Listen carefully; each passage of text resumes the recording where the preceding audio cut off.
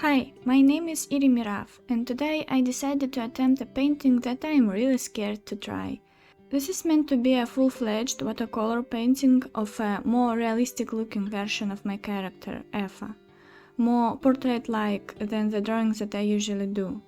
But most importantly, I want to try to use watercolor more boldly and more freely this time.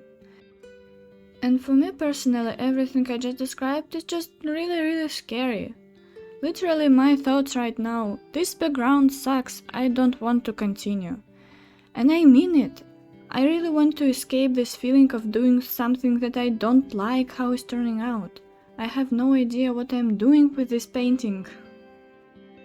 The only thing saving this painting right now is the fact that I'd really like to finish it. Because even though it's scary, I know deep down it is what I want. I know that I can't learn how to draw faces just theoretically, and I need to mess up a certain number of similar portraits before I know what I'm even doing. Because only after a bunch of attempts I will have some kind of understanding and some intuition. Right now all of this is missing, and I just look at it and think, what is this? That's not how I used to draw. I used to think that I was doing something little difficult all the time, but I was actually drawing the same thing time after time after time. I wasn't trying anything big, I stayed in my comfort zone. And I don't think it was terrible, because at least back then I didn't feel all of the scary negative emotions while drawing that I feel now. But at the end of the day, now when I go back to those old sketchbooks and look at all of those drawings of girls with no backgrounds and only using colored pencils, I can literally see that they were drawn in one single sitting and that I didn't put any particular idea or emotion into them. I can see that none of them were any kind of significant stepping stones in my art journey. Here I want to interrupt myself and say that all of a sudden I really like how those two poppies at the top are turning out. They're cute. Maybe not quite looking like poppies yet, but the important thing that they look pretty. And I haven't drawn poppies before. But that is the point. That's the point, that the shadow on the face, for example, I don't like.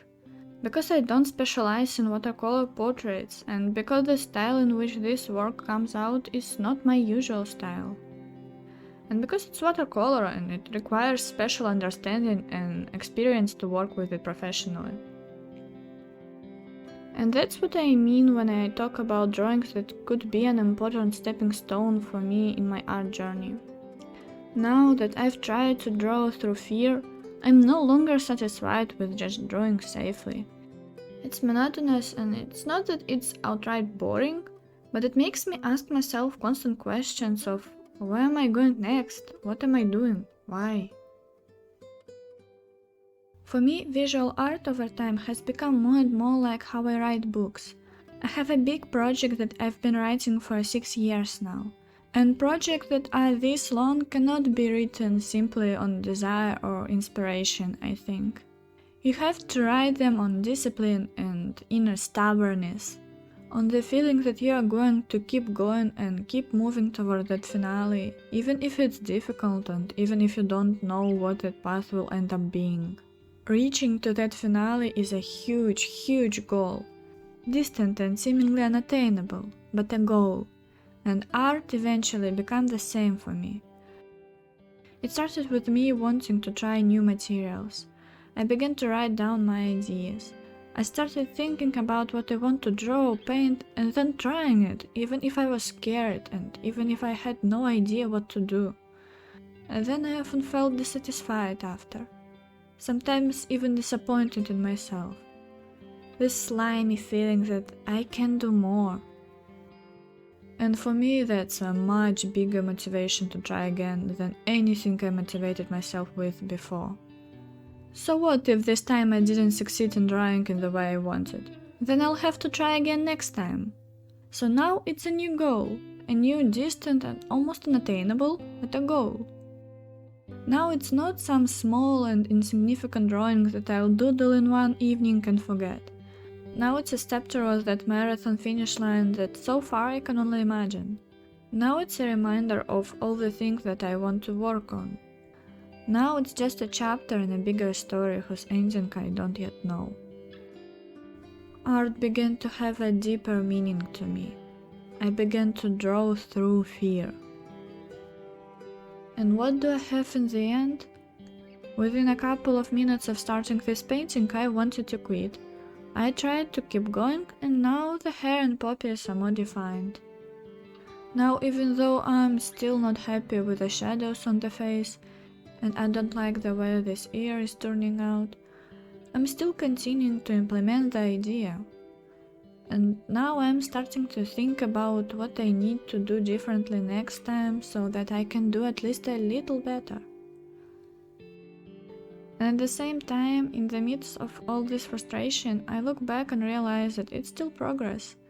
That once upon a time I couldn't have done what I'm doing right now. Okay, finally puppies are starting to look like puppies. Oh, that feels so good, what a relief.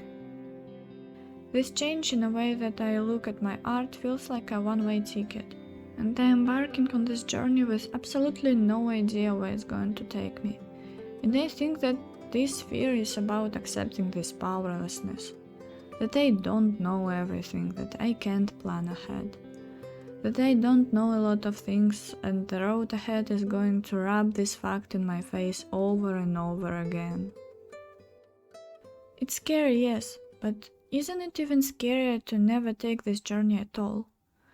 Wouldn't staying constantly in my comfort zone just lead me to the heartbreaking feeling that I didn't even try, that I gave up without even getting on the starting line, that I drew these cozy walls of my comfort zone around me and spent years in them?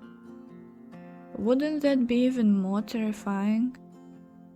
It really is like with my book ideas. I've been working on them since I was a kid with thought that of course I'm going to write it all sometime in the future. And at some point it just occurred to me that no, there's no some kind of guarantee in this world that it's going to happen. That there might actually be a future where I wouldn't write anything, where all of my ideas would just die in my head before they even saw the light of the day. And if it scares me so much, why the hell am I choosing this future voluntarily? How am I going to be able to look myself in the eyes in the mirror every day knowing that I did something that made me feel so miserable? And it wouldn't be one decision. It would be a decision I would make every day spent not working on my books, resting in my comfort zone. So there may very well be a future in my life in which I don't learn to be good with watercolor, in which I won't learn how to paint portraits and puppies, in which I will never be able to get a picture out of my head onto paper. And that's not an unlikely future. It's a future that will pretty much happen if every day I just pick something that I already know how to do. If I don't take on big projects because they're scary and time-consuming, and I'm not yet a talented enough artist for them. If I don't come up with ambitious ideas. I realize now that I'm choosing a path that scares me for my own sake, because being scared is better than being miserably and frustratingly unhappy. I started this painting for me. And that's why it's important to me. That's why I will be proud of it, even if I'm not happy with it, even if I see a bunch of mistakes I made in the process. I will be proud of it, because this seemingly just an ordinary painting is my achievement. And I will love this painting because it is my art. Not just the craft of creating images or the skill of drawing a line on paper. It's the implementation of an idea, a challenge I'm giving to myself. The journey that takes place in the hours and hours and hours as I turn a plain piece of paper and a set of paints into a painting. Art is scary, but I don't think it's so bad. If you think about it that way, why should all of the grand feelings of creative fulfillment be accompanied with something so negative? Or is it just me being very sentimental? But I think it's worth it. art is worth it. Thank you so much to everyone who watched this video all the way until the end. It means a lot to me. I hope to see you all again. Bye bye everyone, and I see you in the next video.